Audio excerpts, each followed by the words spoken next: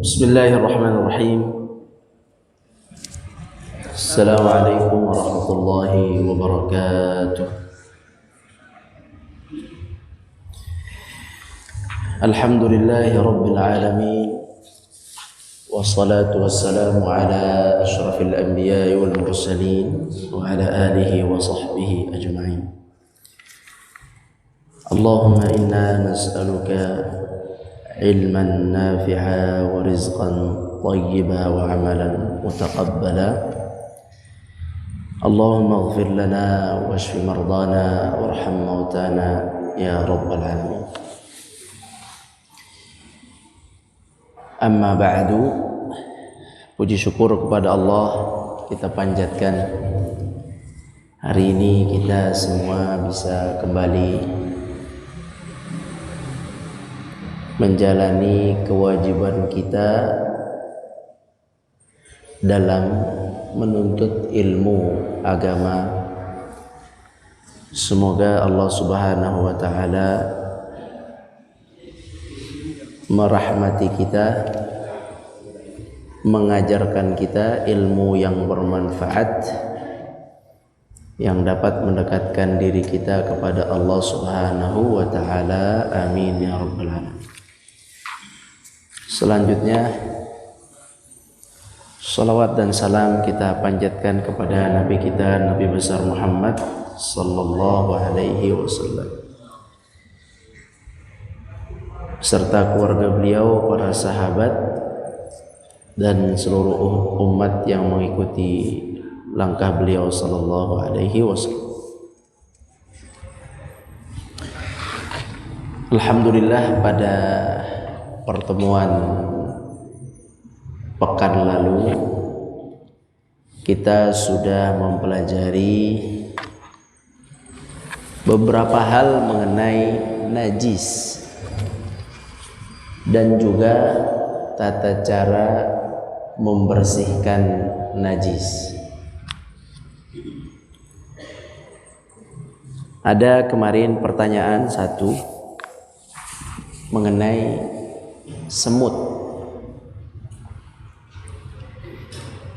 Semut itu najis atau tidak? Tidak. Kalau semutnya itu datangnya dari toilet, dia jalan dari lantai toilet, terus panjang gitu sampai gula pasir kita numpuk di situ. Tapi kalau dilihat-lihat jalannya dari toilet, najis gak?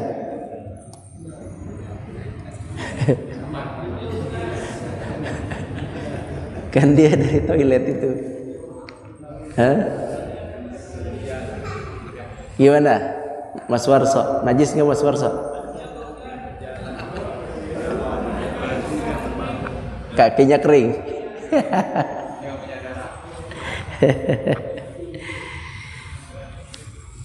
Ya, dia sama kayak lalat ya. Lalat habis menghinggap di kotoran manusia, terus hinggap di air putih kita, najis gak? Barusan dari situ dia tuh, dari kotoran hewan, tiba-tiba pindah ke sini nih. Kata Nabi diapain? Berarti tidak najis. Sedangkan lalat itu lebih besar dikit lah dari semut ya. Nah, jadi sebesar lalat pun tidak najis dia. Walaupun dari mana, Nabi tidak sebutkan itu lalat dari mana. Yang penting lalat masuk ke dalam air. Mau dia habis mampir ke kotoran manusia atau kotoran hewan, tidak dipedulikan karena tidak dianggap najis. Begitu juga semut, sebab kecil, jadi dia tidak masalah najis. Maka makanan yang banyak semutnya, makanannya tetap suci. Itu saja kurang lebih mengenai bersuci kemarin. Ada yang ingin ditanyakan sebelum masuk bab baru? Ada yang ditanyakan? Kalau jalanan berlumpur, kaki kita kotor,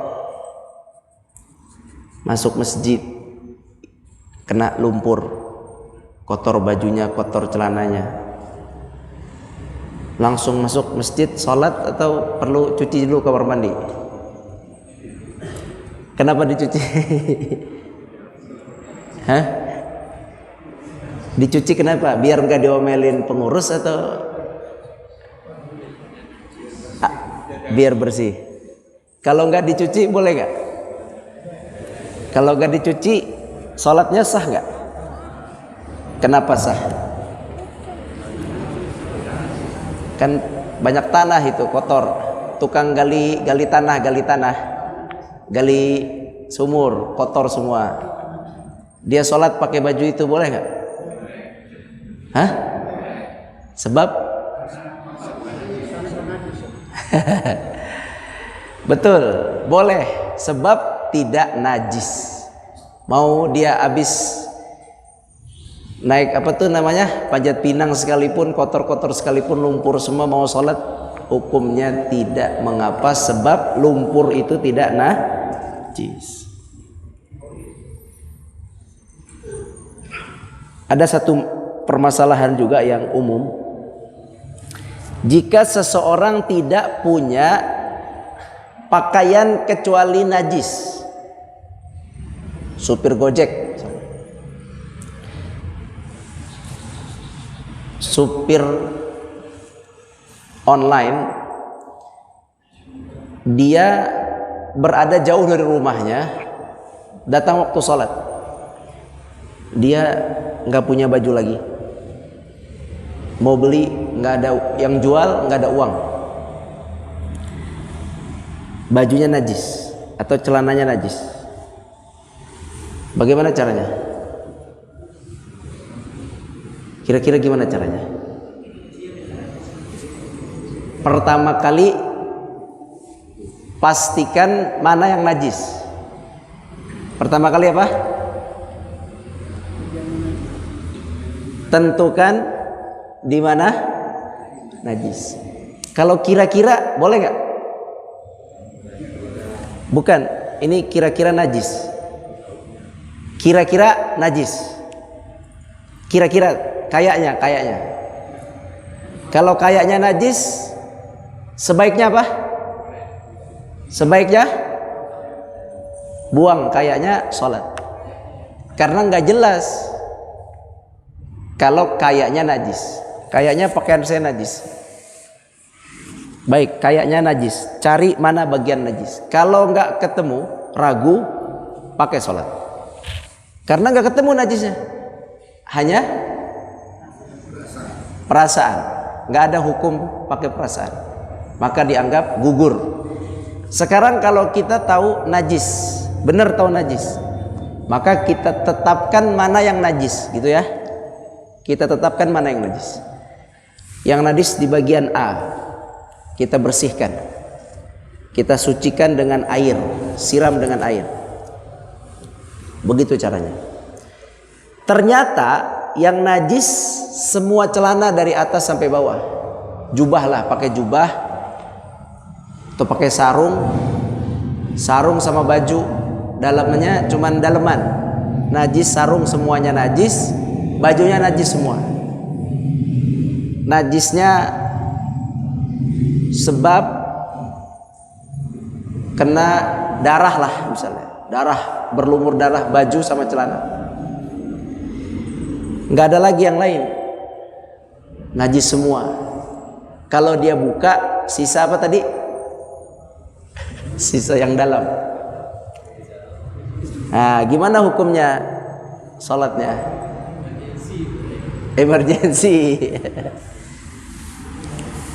Posisinya nggak ada lagi di ceritanya, dia musafir atau pokoknya susah, nggak ada lagi, atau di kereta udah nggak ada lagi darah-darah, dia ada tangannya berdarah, baju berdarah, kaki berdarah semua, bajunya nggak ada lagi. Maka dalam hal ini apakah kita boleh sholat dengan pakaian najis dalam keadaan seperti ini, tidak ada lagi pakaian lain, atau kita undur sholat? Nah, di sini fatwa para ulama berbeda pendapat. Tapi kalau buku ini,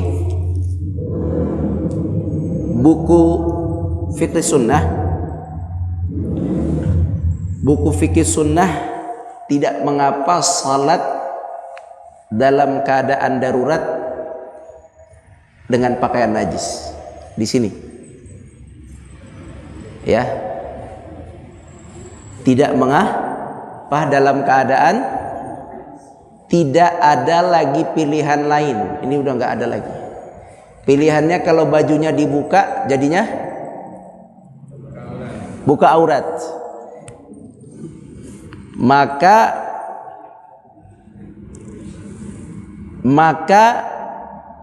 berpakaian dalam sholat walau najis lebih baik dari membuka aurat dalam sholat. Itu kaidahnya, sehingga sholatlah dengan pakaian itu untuk sekali sholat itu. Itu kalau dalam buku fikih sunnah tidak mengapa, dengan dalil walaisa alaikum junahun fima akhta'tum bihi. Tidak mengapa kamu melakukan kesalahan dalam hal-hal yang tidak disengaja. Kemudian ada dalil lagi, wama ja'ala alaikum fid dini min haraj, bahwa Allah tidak menjadikan agama ini sulit. Itu dua dalil dijadikan keringanan bagi yang terdesak saja, bagi yang terdesak saja. Jadi bagaimana caranya tadi? Kalau pakaian najis tidak ada penggantinya lagi di pesawat atau di kereta, tidak ada lagi, benar-benar tidak bisa. Waktu sholat sudah masuk, sudah mau habis, sudah ditakhir, zuhur sudah ditakhir ke asar, asar sudah mau habis. Bagaimana caranya? Boleh sholat atau tidak? Boleh sholat atau tidak? Kalau dari keterangan fikih sunnah tidak mengapa. Sekarang ketika tidak mengapa, perlu ngulang atau tidak? Ngulang ketika dapat pakaian bersih suci, perlu ngulang atau tidak? Nah, ini ulama berbeda ini masalah ini. Kalau menurut pendapat mazhab Ahmad itu diulang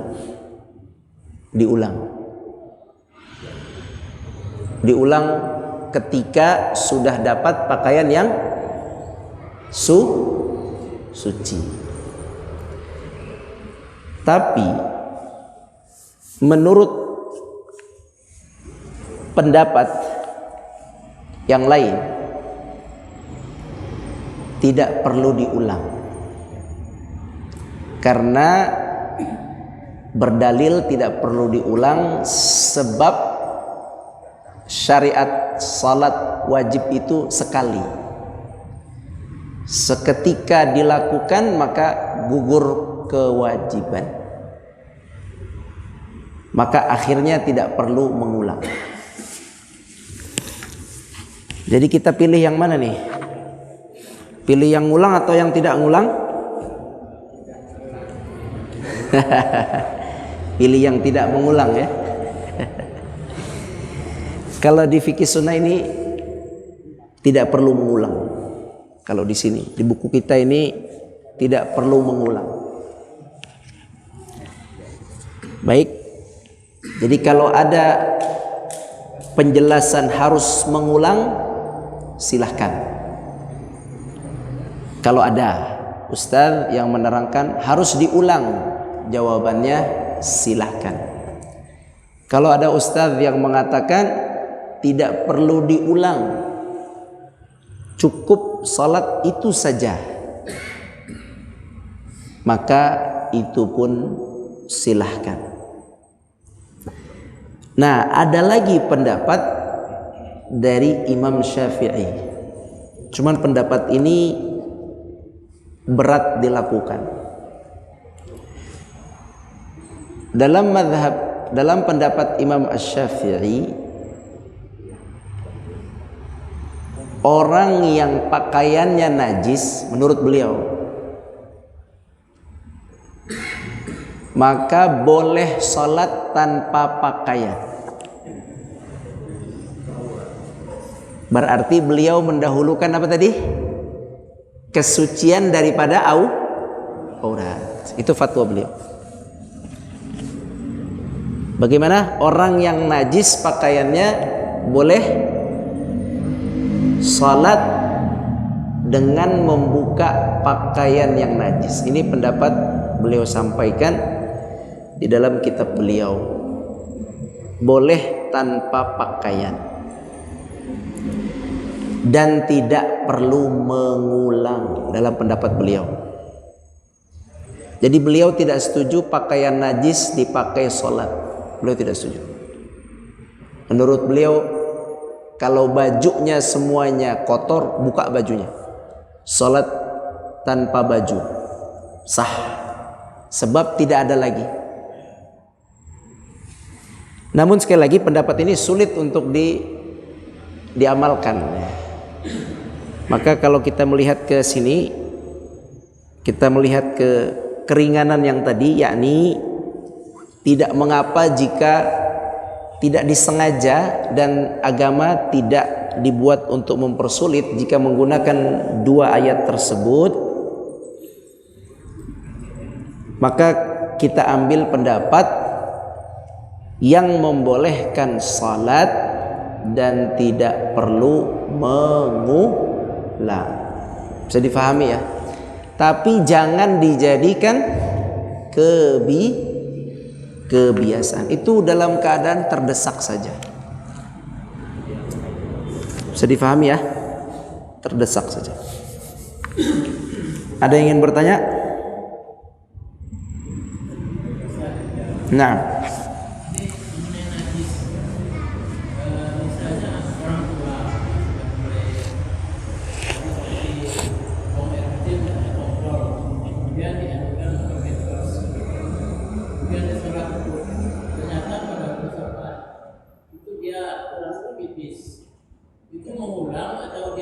iya. Nah, namanya bahasa Indonesianya apa ya namanya? Yakni keluar sisa-sisa air seni. Sering keluar, mudah keluar air seni. Bagaimana hukumnya? Yang pertama, air seni itu pasti najis. Maka sarannya bagi yang memiliki penyakit atau sudah mulai sering keluar air seni, maka sarannya yang pertama dia menggunakan pembalut, boleh pampers atau pembalut yang dibalutkan, mohon maaf, di bagian tempat keluarnya itu, seperti diperban. Diperban maksudnya bukan berarti kuat-kuat, tidak, dikasih lapisan supaya tetesannya ke lapisan itu. Misalnya tisu kita lipat, misalnya 5 lembar tisu, kita bikin kotak, kita tutup jedah antara tisu dengan celana dalam kita misalnya. Itu nggak akan tembus itu. Jadi tetesan-tetesan kecil itu hanya masuk ke dalam tisu, nggak akan tembus. Insya Allah nggak tembus. Kan kecil. Kemudian ketika ingin salat, tisu itu dibuang. Baik, tisu itu dibuang. Kalau kain berarti cuci kecil aja, cuci biasa. Kemudian dilepas, kita bersihkan alat untuk buang air seni itu, kita bersihkan secukupnya. kemudian kita sholat. Nah sekarang pertanyaannya, maaf, berarti gini, berarti untuk sebelum sholat harus bersihkan dulu, begitu? Itu dulu syaratnya ya. Sebelum sholat harus bersihkan dulu. Sekarang bagaimana hukumnya jika saat sholat keluar? Saat sholat keluar, saat tawaf keluar, bagaimana hukumnya? Maka fatwanya, jika itu merupakan sebuah penyakit keluar yang tidak bisa ditahan, maka dimaafkan, baik sholat fardu sampai sholat sunnah selesai. Berarti kalau dia punya hal itu untuk sholat tarawih 11 rakaat, dimaafkan semuanya. Kalau dia sholat fardu zuhur, sebelum zuhur 4 rakaat atau 2 rakaat, ditambah zuhur 4 rakaat, ditambah setelah zuhur 2 rakaat, totalnya misalnya 10 rakaat atau 8 rakaat zuhur dengan sunnah-sunnahnya, maka dimaafkan khusus ketika sholat itu, dimaafkan. Kalau memang sudah merupakan kebiasaan keluar, itu fatwanya. Jadi tidak mungkin, bahkan begini fatwanya, bahkan ketika setelah wudhu pun keluar lagi, biarkan. Jadi kita dimaafkan sejak ambil wudhu, sejak bersihkan tadi kan dibersihkan, wudhu sampai selesai sholat dimaafkan sejak wudhu. Bisa difahami ya? Begitu caranya dan begitu fatwanya mengenai orang yang mengalami keluar terus menerus dari air seninya, sisa-sisa air seni. Begitu, dan yakin, jangan ragu, jangan ragu. Udah yakin, jangan ragu. Wallahu a'lam. Ada lagi? Naam.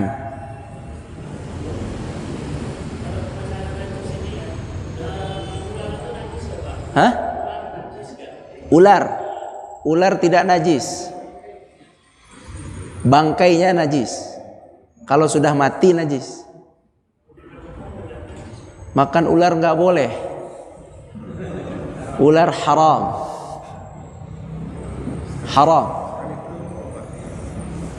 Untuk obat sepertinya iya, cari yang lain dulu. Jadi obat itu untuk kesembuhan itu cari yang lain dulu, cari yang halal. Jangan langsung makan yang haram untuk perobatan, karena yang menyembuhkan juga Allah. Maka cari yang halal, jangan langsung yang haram. Jadi ular itu haram, tidak bisa dimakan. Belut halal, belut halal. Kodok haram, kodok tidak boleh dimakan. Tapi tidak najis. Najis enggak? Enggak najis. Ada kodok loncat-loncat di masjid ini, perlu dipel lagi enggak? Perlu disucikan enggak? Tidak perlu. Kodok apapun di sini yang lewat tidak ada yang najis kalau hidup, kecuali babi. Ada ayam masuk sini, najis nggak? Nggak najis dia. Kucing pun nggak najis. Anjing, kalau anjing najis, sebagian mengatakan najis, sebagian tidak. Tapi untuk amannya kita anggap najis. Anjing. Sapi tidak, kambing tidak. Itu ular. Ada lagi? Ada pertanyaan masalah najis? Kasus tidak, kotoran cicak yang jatuh ke air misalnya, dia kecil, dimaafkan. Air dalamnya ada kotoran cicak, insya Allah tidak najis. Kotoran cicak termasuk hal yang kecil. Yang najis cicaknya jika mati. Kalau cicak hidup enggak. Cicak hidup berenang di kolam kamar mandi, nggak apa-apa itu. Atau kotoran cicak masuk ke kolam kamar mandi, Tidak apa-apa karena kecil dia, tidak merubah bau dan warna. Naam. Apalagi najis dan tidak najis? Ada lagi pertanyaan?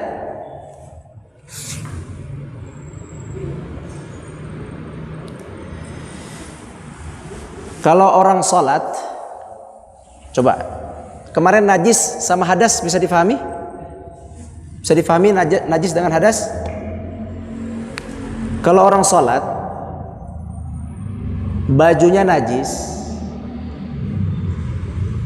kemudian dia tahu bahwa itu najis setelah selesai sholat. Udah selesai, dia ingat, oh iya baju saya najis. Baru ingat, celana dalam saya najis. Baru ingat setelah selesai. Dari awal sholat sampai akhir, saking khusyuknya lupa dia. Ingatnya setelah assalamualaikum. Ini satu kasus. Kasus yang kedua, dia junub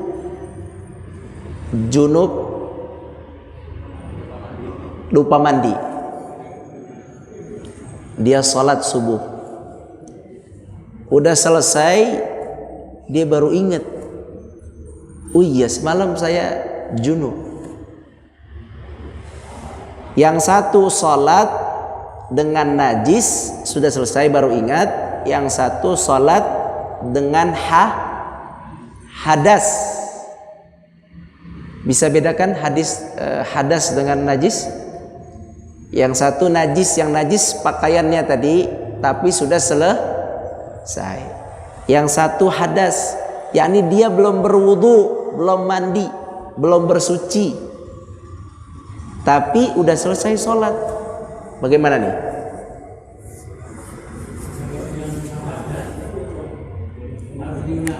Yang harus diulang yang hadas. Yang hadas harus diulang, tidak ada diskon. Yang mana yang harus diulang? Hadas. Seseorang yang sholat lupa wudu, lupa mandi, udah selesai jamaah belakang imam lagi.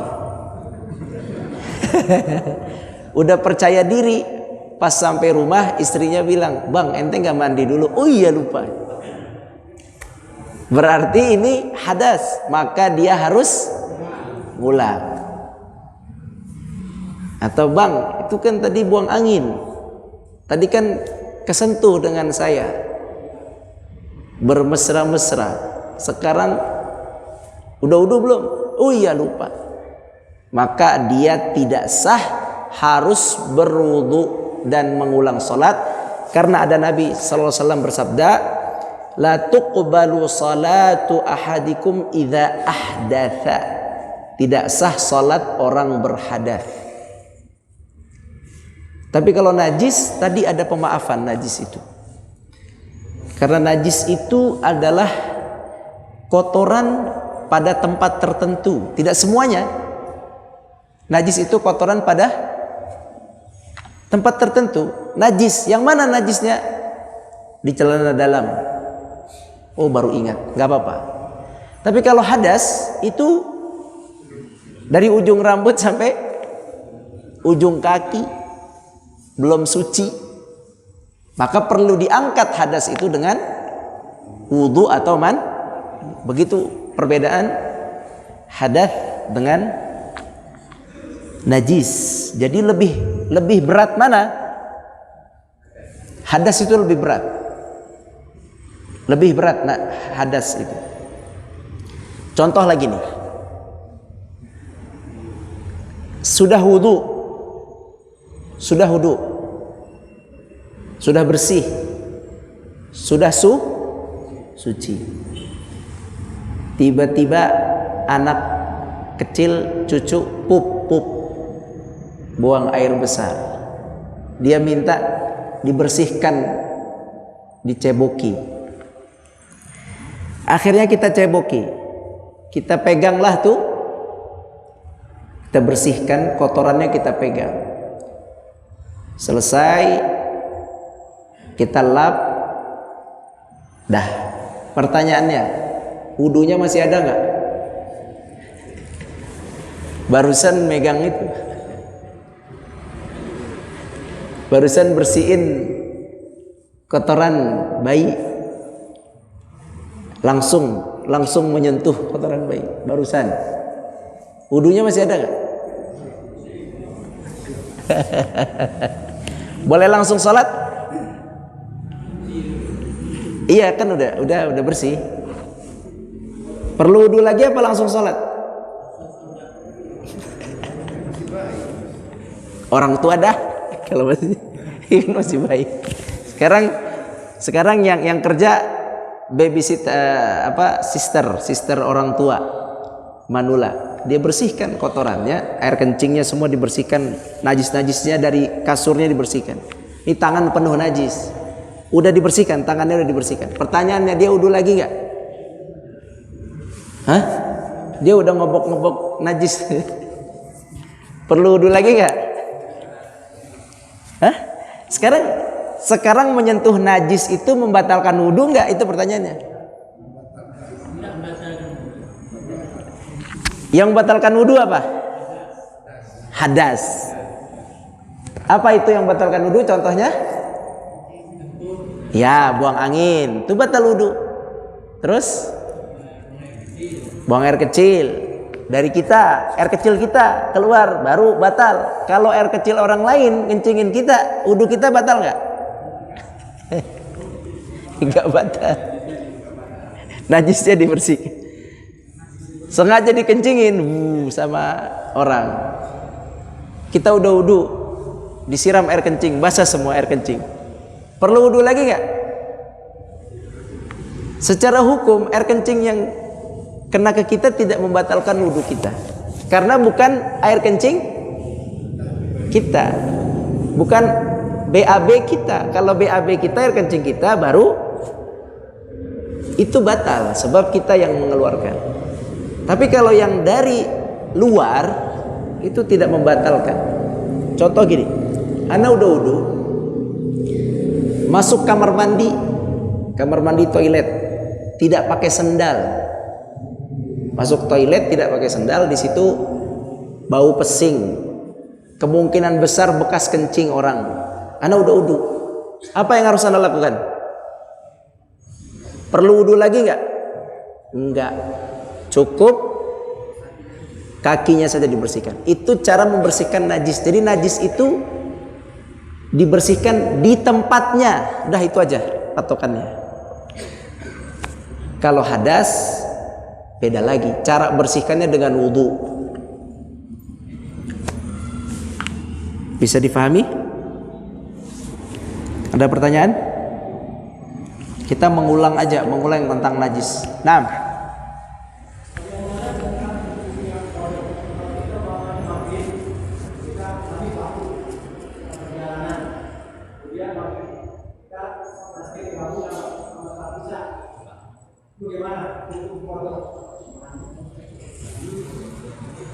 qadha itu adalah mengganti sholat yang tertinggal, begitu kan?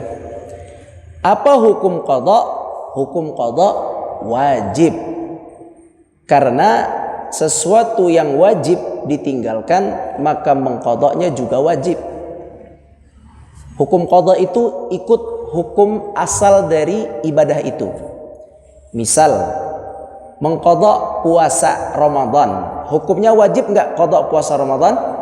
Wajib. Mengqadha salat maghrib, hukumnya wajib nggak qadha salat maghrib? Wajib, sebab salat maghribnya wajib. Mengqadha salat witir, boleh diqadha di waktu duha. Hukumnya apa mengqadha salat witir? Sunnah atau wajib? Sunnah. Mengqadha salat sunnah sebelum subuh di waktu duha. Tidak sempat salat sunnah sebelum subuh, kita qadha di waktu duha. Hukumnya mengqadhanya sunnah atau wajib? Sunnah. Sebab ibadah yang kita qadha asalnya hukumnya sunnah. Maka semua ibadah yang hukum asalnya wajib, qadanya wajib. Berarti sholat maghrib yang kita tinggalkan sebab sesuatu, maka wajib diqadha. Dan wajib diqadha di waktu kapan? Di waktu kita ingat. Berdasarkan hadis Nabi SAW,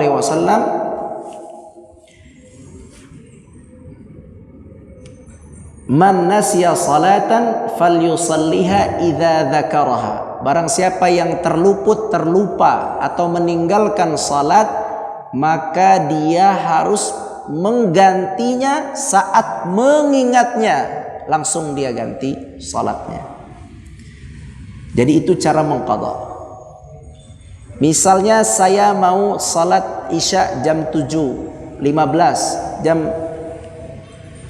setengah 8 sampai rumah, belum sholat maghrib. Apa dulu yang perlu dilakukan? Isya dulu atau maghrib dulu? Nah, di sini ada perbedaan pendapat. Yang perlu diperhatikan, waktunya dulu atau urutannya dulu. Ini ulama berbeda pendapat. Kalau waktunya dulu kita pakai sholat karena waktu Isya. Kalau urutannya dulu kita sholat maghrib. Tapi yang lebih kuat adalah urutannya dulu. Ikuti urutan. Berarti urutannya maghrib dulu baru Isya. Begitu caranya. Dua-duanya ada pendapat itu. Mendahulukan waktu yang saat ini sedang berjalan atau mendahulukan urutan sholat. Nah, cuman pendapat yang lebih kuat adalah mengikuti urutan sholat. Kalau asar dengan zuhur dengan asar, di waktu asar kita sholat zuhur dulu atau asar dulu? Zuhur. Kita ikut urutan. Urutan lebih tepat insya Allah mengikut urutan daripada waktu. Nah,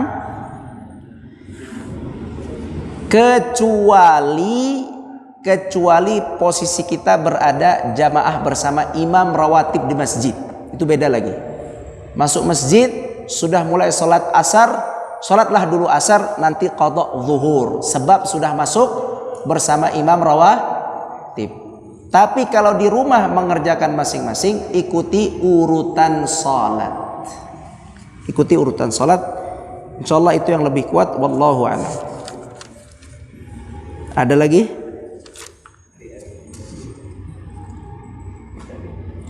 Kemarin sudah disebutkan kalau ada air yang netes ke kita, perlu nggak ditanya air itu najis atau tidak? Tidak perlu. Ini ada hadisnya, ada riwayatnya dari Umar bin Khattab radhiyallahu anhu bahwa beliau berjalan ke sebuah tempat yang di situ ada tetesan air. Kemudian tetesan air itu mengenai Umar bin Khattab dan para sahabat. Kemudian ada sahabat yang bertanya ke pemilik air, "Wahai pemilik air, ini tetesan ini air najis atau air suci?" Kata Umar bin Khattab, "Jangan dijawab wahai pemilik air, biarkan dia." Jangan dijawab, yakni artinya tidak perlu mencari tahu itu air suci atau tidak suci. Berarti kalau tidak perlu cari tahu, dianggapnya apa? Dianggap suci. Begitu juga apabila ada sarung kita terkena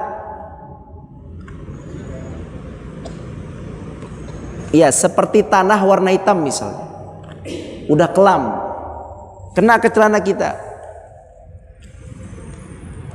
Kemudian kita perlu nggak cari tahu itu tanah atau kotoran kucing yang udah kering? Perlu nggak cari tahu? Nggak usah. Jadi najis itu nggak perlu dicari-cari, nggak perlu dicari-cari. Kalau kelihatan wudhu atau bersihkan, kalau tidak kelihatan, ya biarin aja, nggak perlu dipersulit dicari-cari. Kalau tidak kelihatan. Nah, ada lagi pengganti air apa?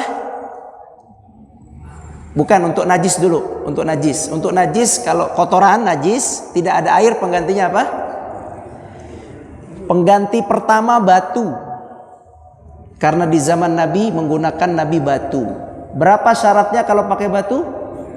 3. Siapa yang buang air kecil, tidak ada kertas, tidak ada daun, tidak ada apa-apa, adanya batu di pinggir gurun, cari batu 3. Nggak boleh 1. Kalau batu harus 3. Bagaimana hukum mengelap dengan tisu dengan selain batu? Hukumnya dibolehkan, disamakan dengan batu dengan syarat berapa kali?